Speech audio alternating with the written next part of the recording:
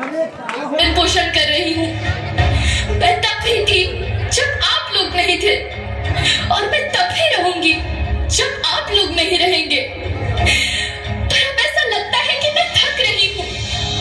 आपकी धरती माँ थक रही है। रसायनों का छिड़काव, रासायनिक खाद और इन सब के कारण पानी एवं हवा में जहरीलापन, यही कारण है कि मैं थक रही हूँ। क्या आप जानते हैं कि इन रसायनों के जहरीलेपन से मेरी मिट्टी वैसे ही जलती है जैसे आपके शरीर पर कोई तेजाब डाल दे। लगता है मेरे बच्चों को मेरे दुख का अंदाजा नहीं है। मेरी मिट्टी बंजर हो रही है। ये रसायन मेरी मिट्टी के उपजाऊपन को खत्म कर रहे हैं और उसमें पाए जाने वाला नमक मेरे शरीर पर मिर्च की तरह जल रहा है। मेरी फसलों की पैदावार कम हो रही है। मैं धीरे धीरे और थक रही हूँ।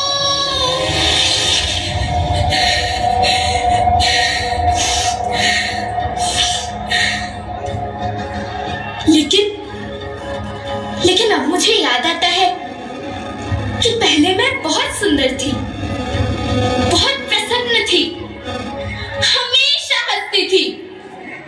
मुझे अब भी याद है।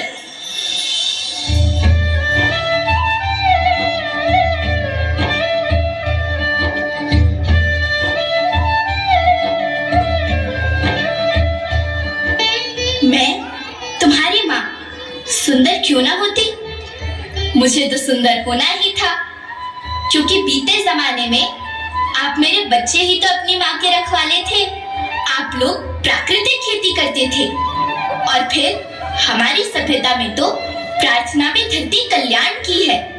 ओम द्यौ शांति, अंतरिक्षः शांति, पृथ्वी शांति, औषधयः शांति, वनस्पतयः शांति शांति शांति।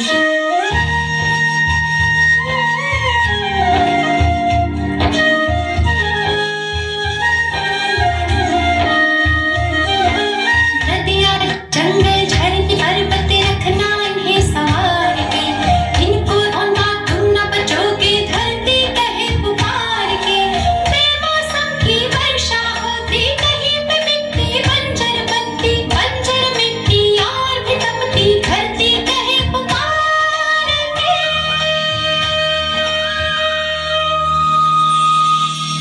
हजारों साल से मनुष्य धरती की गोद में रहता आया है, लेकिन आज मैं आपसे पूछती हूँ कि आपने इसके बदले धरती माँ को क्या दिया?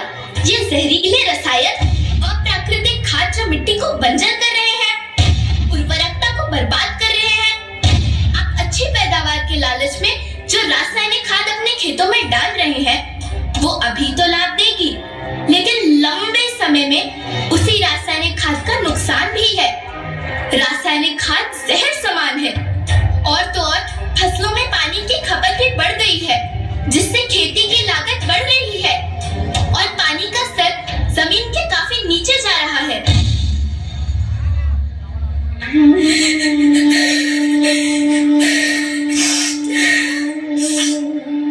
बच्चों, मैं तुम्हारी माँ हूँ। मैंने तुम्हें सुख से जीने के लिए पर्याप्त संसाधन दिए हैं, पर तुम्हारे लालच की पूर्ति के लिए नहीं दिए। ऐसा लगता है कि थोड़ी सी अधिक पैदावार और अपने लालच के लिए आप सब अपनी अगली पीढ़ी, अपने बच्चे के भविष्य के बारे में सोचना भूल गए हैं। सोचो, क्या तुम अपने बच्चों को ऐसे खेत देना चाहते हो जो बंजर हो?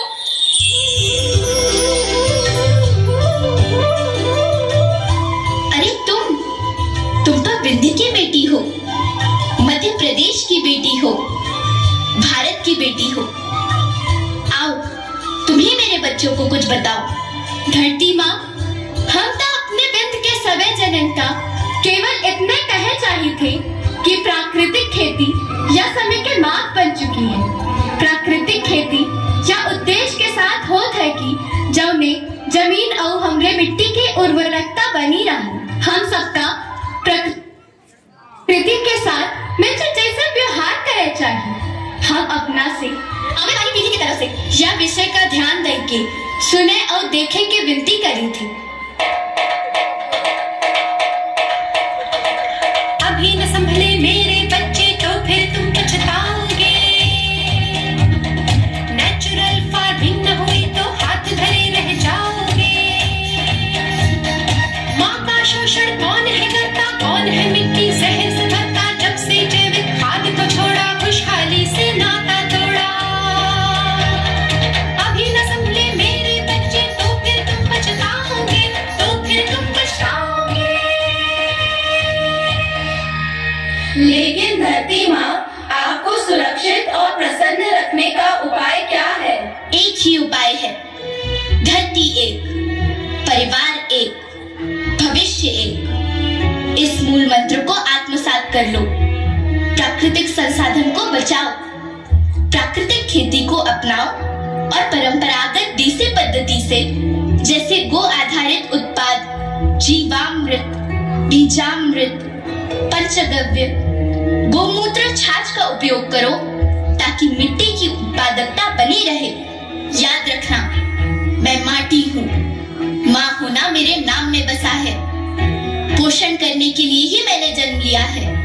करोड़ों सालों तक धरती पर सांसों की डोर आगे बढ़ाई। पेट भरा जब सबका, तभी मैंने संतुष्टि पाई। वो माँ हूँ मैं सबकी, जिसने जन्म न देकर भी जीवन संभव बनाया। अन्नदाता मेरे पुत्र किसान, तुमने ही तो इसमें मेरा साथ निभाया। दिन रात सींच पसीने से मुझको हर मुंह तक रोटी पहुंचाई। जब तुमने माथे मुझे लगाया, मैं हरियाली बनकर मुस्काई। मिट्टी बंजर होने से या धरती के नुकसान से किसी एक देश, एक द्वीप, एक समाज या एक धर्म का नुकसान नहीं है, बल्कि सभी का है, क्योंकि सभी आपस में बंधे हैं। धरती की श्रृंखला टूटी, माला टूटी, सब बिखर जाएंगे, सब खत्म हो जाएंगे।